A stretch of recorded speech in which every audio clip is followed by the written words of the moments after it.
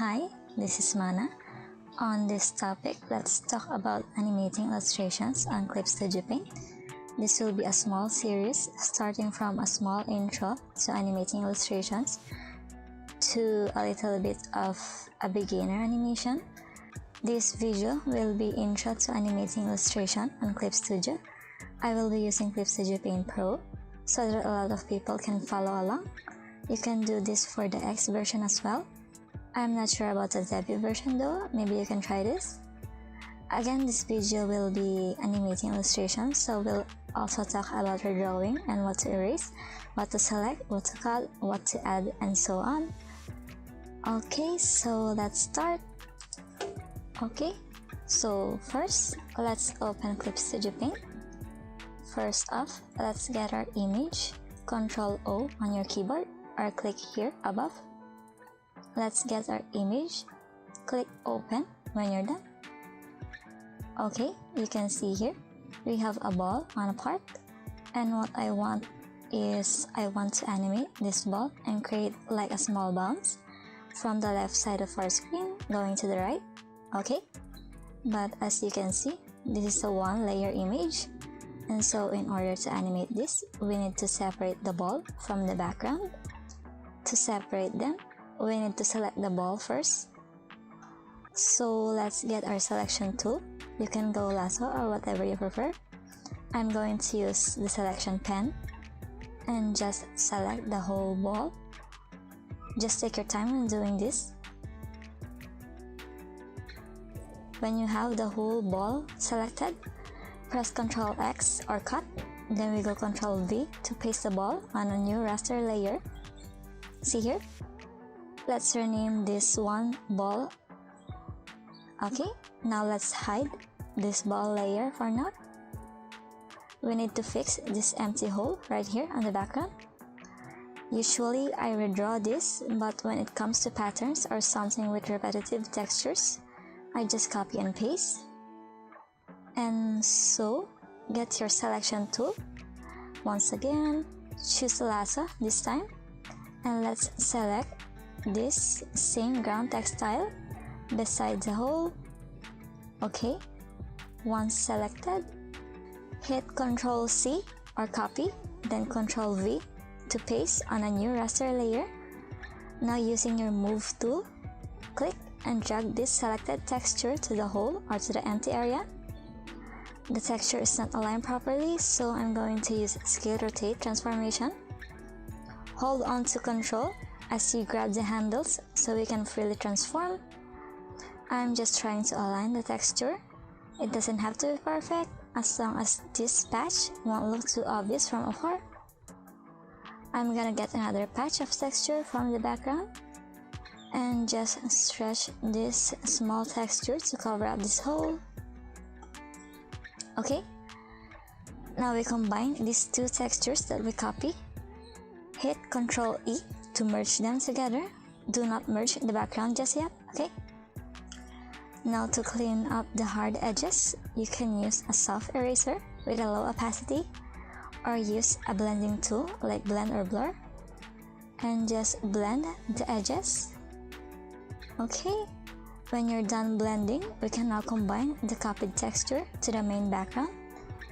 Hit Ctrl E on your keyboard, and there we go. The ball and the background are now separated. Now we have our image ready to be animated. Remember to save your project. You can use clip or PSD. If your project exceeds to 30k pixels, you can use PSD or Photoshop Big. In here, since this is a small file, we're just gonna use clip. Rename this one as Intro Pic. Okay, click save when you're done. Okay, so another thing that I forgot, this is optional. You can convert your layer into an image material if you want. If you came from Photoshop, this is like converting your image into a smart object. Okay, so right click the layer, convert layer, rename it properly, change the type from a raster layer to an image material, click OK when you're done. Again, this is optional. You can animate with a raster layer. You can also animate with an image material. This is a personal opinion. Image material feels more cleaner to use. Okay, now we start animating this. Before we start, let's save our animation separately from our non-animation document. So go to File, Save As, or Ctrl-Shift-S on your keyboard. Let's change this pic into anim. Okay, click Save when you're done. Okay, now where are we to animate? Let's go get our timeline. Go to Window, Timeline, press Ctrl-0 to fit the canvas and the available space possible. Now on our timeline, can we animate now? No, we cannot. We need to make a new timeline. This is like your sequence or your composition. So we can find that here on the Timeline tab, or go to Animation, Timeline, New Timeline. Okay, so what are these? Timeline name, the name of your sequence in here. This is ball.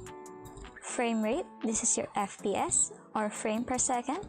Usually 15 FPS below is good for GIF or small animation. For big animations or full animations, going 24 FPS above is ideal. In here, since this is a small animation, let's go 10 FPS. Playback time, this is how long you want your animation.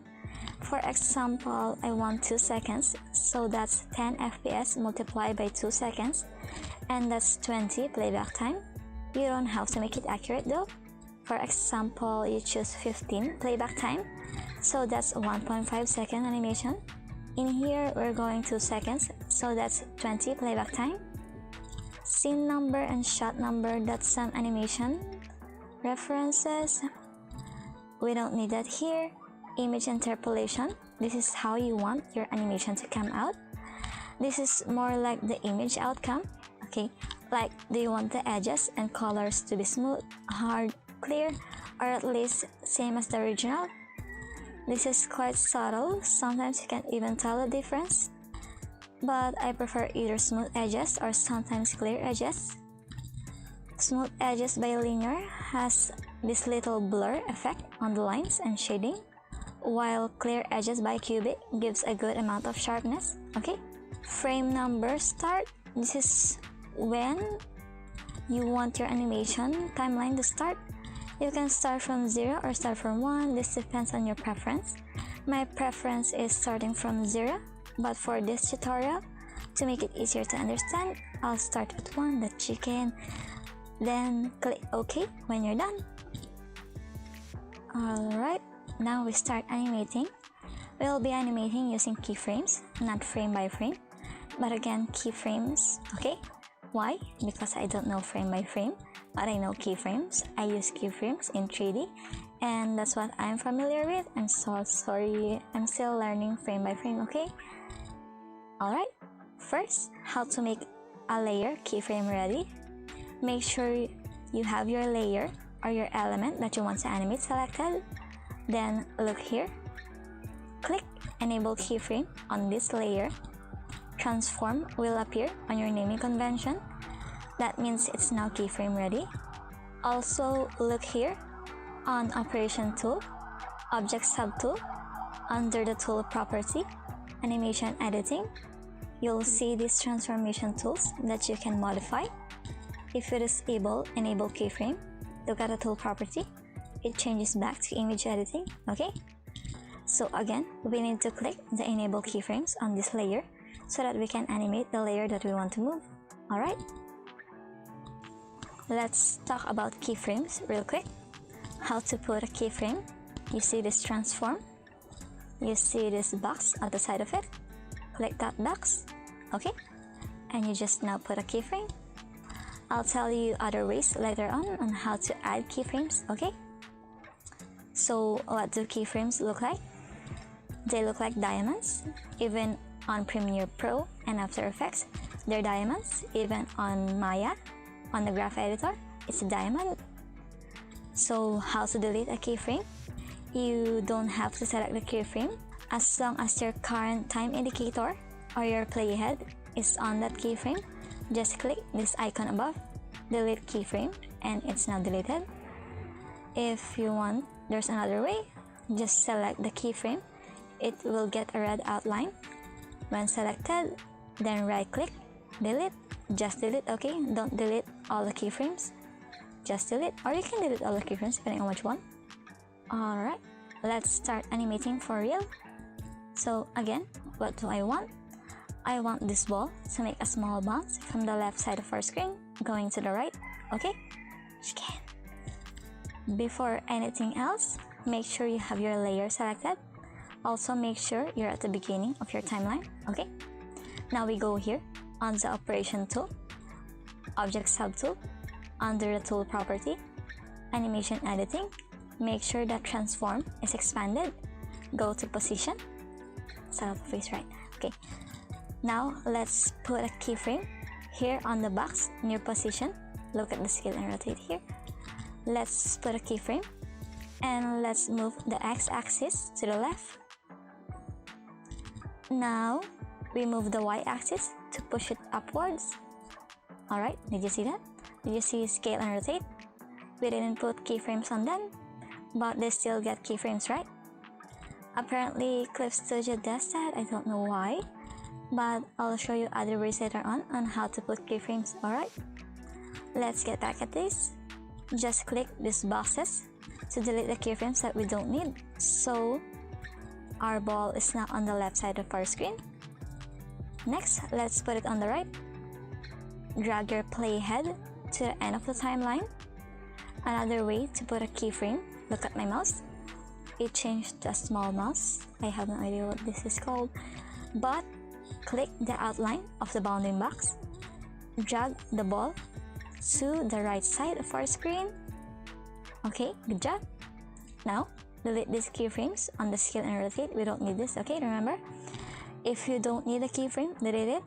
This is for organization's sake. If there's no animation on the any transformation, there shouldn't be a keyframe there unless it's for holding a transformation, alright? Just a small tip, when you do ending, when you put an end keyframe, click the end key and drag it outside of the timeline so that we only get half diamond. The same with our beginning key, both are half keys, okay? And this gave us more area to animate. Alright, now let's try playing this. This looks stupid, right? I'm so sorry. Okay, let's add an in between at the middle of the timeline. At the 11th frame, let's drag this ball downwards, okay? Now let's try playing that. It still feels very slow and I don't like that. So let's change the frame rate to make it faster. Go to animation, timeline, change frame rate. Let's increase this 10 FPS to 15 FPS. So now our 2-second animation is now 1.3 second animation because there's now 15 frames per second. Now let's try playing that. It looks faster now than before. Harasa? Alright, let's try adding more keyframes on other areas, but look here on your timeline layer. You can see this plus sign, right? Expand this. This one too. Expand this as well. These transformations are similar to these ones on the side. These are the transformation options, and this is the layer opacity, alright? Okay, so I'll show you another way of adding keyframes, but let's delete this unwanted keyframes on the 11th frame. I forgot about this, I'm so sorry. Alright, let's go to the very first frame. Click on rotate here. It's not going to get highlighted, unfortunately. Sometimes it does, I don't know why. Just make sure you click here, alright? Okay, so we need to animate the rotation angle. This time to make the ball rotate while it goes to the other side, alright? Now let's put a keyframe here at the beginning, just so we could key the resting position. And now we move the playhead and go to the end of the timeline. And we go here on the rotation angle and drag this slider and increase the amount.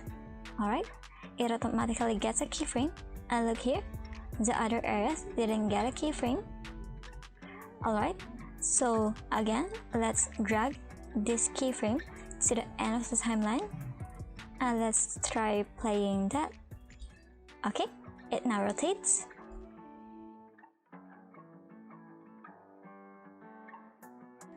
Another way of putting or working with keyframes is using the graph editor.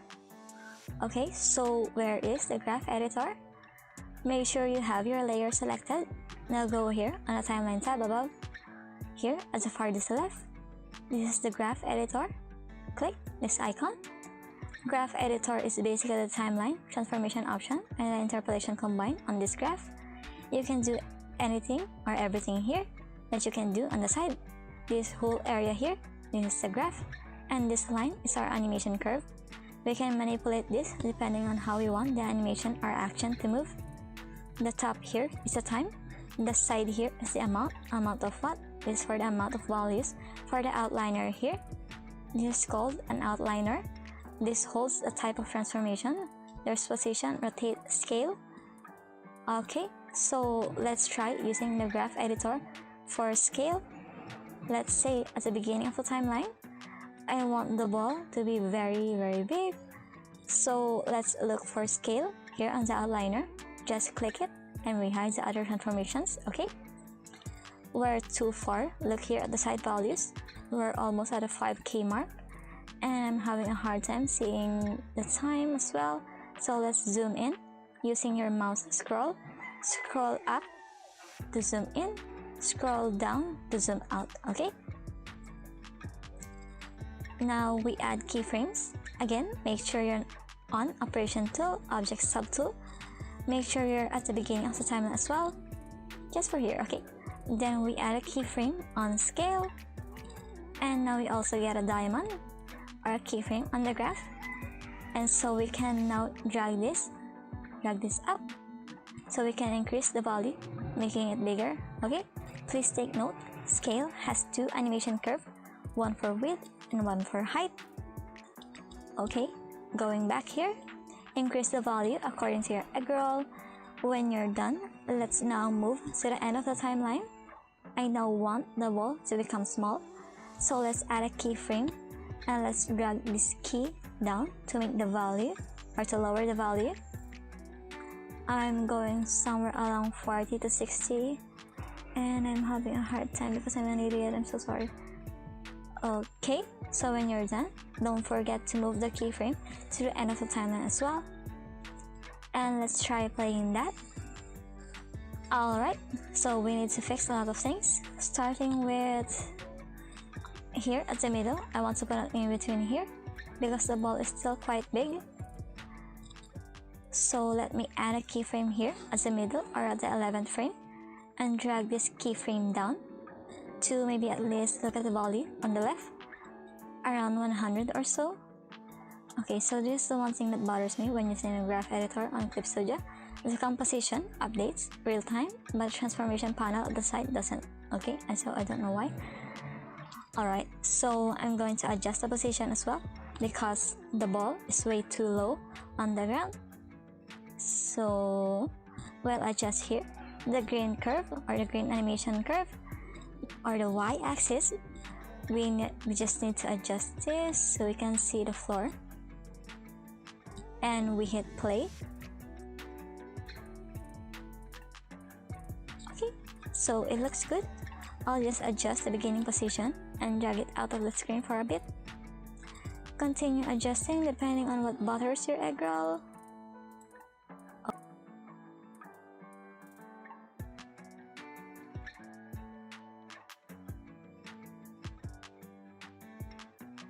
Okay, and we're done.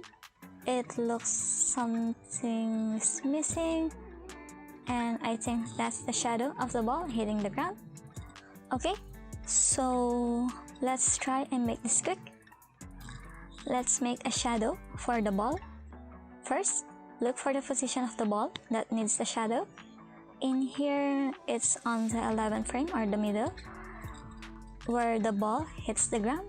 So let's put a playhead there. Make a new layer under the ball layer or Ctrl-Shift-N on your keyboard. Grab your gradient tool, change the shape to ellipse. Make sure you're on foreground to transparency. get a shadow color. I'm going light gray or 40% gray, and just click and drag, then adjust the position, then click to let go. Okay, now we have our shadow. Change the blending mode to multiply or whatever darken blending mode that you fancy. Now we're ready to animate this shadow. Okay, before anything else, let's convert this as well. So again, right click the layer, convert layer, rename it properly, and change it to an image material. Click OK when you're done. Now we animate. Okay, with your shadow layer selected, click on enable keyframe on this layer. Now we go to operation tool, object sub tool. Okay, first thing I do here is on scale, I key this frame right here. So let me expand this so I can key properly. Let's move a few frames back and see the ball's location. It's still near the floor, so we can expand the shadow. Look at the mistake here. Look at here. I didn't put a keyframe to hold the position on the 11th frame. And so when I adjust the shadow on the 9th, the 11 is also reading the 9th position key because the 11th frame is empty. Okay, did you get it? So I'll be needing to put a position key here on the 11th frame to hold this position or this location. Okay, so let's move and adjust the shadow under the ball, and let me adjust the keyframe on the 9th frame as well. Okay, let's move here. On frame 13, let's expand this shadow, and on the next frame, let's move the shadow for a bit. Okay, now we go to transparency. Here at the layer opacity, my first key will be at the location of the ball hitting the floor, so key that at 100%. Key it again on the 10th frame just so it holds the position. And now on the 9th frame, the ball is nearing the ground, so the shadow should be light. Let's turn this around 60%. And on the 8th frame, we drag the layer opacity to 0. Okay, now let's work here on the other side. Let me key again on the 12th just so it holds the position, or it holds 100% value, because on the 13th I'm going to lower the value to around 50, and on the 14th frame I'm gonna go 0. Okay, and now we play that. Okay, so it looks good. Alright, this next step is optional. I'm just gonna put a soft light on the ball because it's too red for me. Once you've started keying, you won't be able to access the hue and saturation. So I sometimes do this when I want some little or major color adjustment. You can also use correction layers as well if you want. Okay, when you're done, just remember to save your work, and we'll be exporting now. I'll explain some exporting options that you can. Okay, so for this example, I'm gonna crop out this background just so you can see which export option gives you transparency. Alright, so where to export? Go to File, Export Animation. You have 4 options. There's image sequence, GIF, animated sticker, or APNG, and movie. Let's start with GIF. It will immediately ask you to name your GIF export. Just name that properly. Click save or hit enter when you're done. The maximum size for GIF export is depending on your canvas size, but I won't go that far. I'll just export this at 1000 pixels. Okay, export range, we're making a GIF from frame 1 to the end of the timeline, which is 20. Frame rate, what is your animation FPS? We're on 15 FPS. Loop count, unlimited, so it will play forever. Export option, if you check dithering, this will try to blend the shading that you have. If you uncheck dithering, some colors might get patchy, so I recommend checking dithering. Okay, GIF animation export has no transparency. Okay, Next is movie. So again, go to File, Export Animation, Movie. It will ask you to name your movie export, so please rename that. Okay, you can see this below in the file type. You can choose from MP4 and AVI. I'm having a hard time controlling the AVI, so let's just go MP4 around here.